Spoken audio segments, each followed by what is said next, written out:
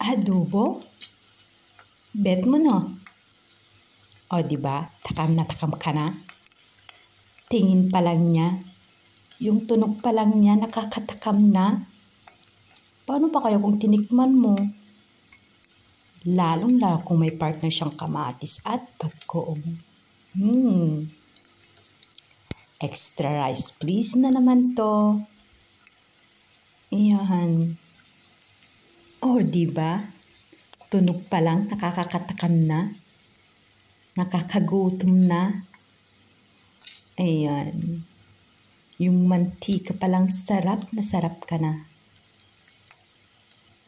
Lalo pa may pagkoong at sili. Kakaloka, nakakagutom. Extra rice na naman tayo nito eh. Kakain na talaga ako.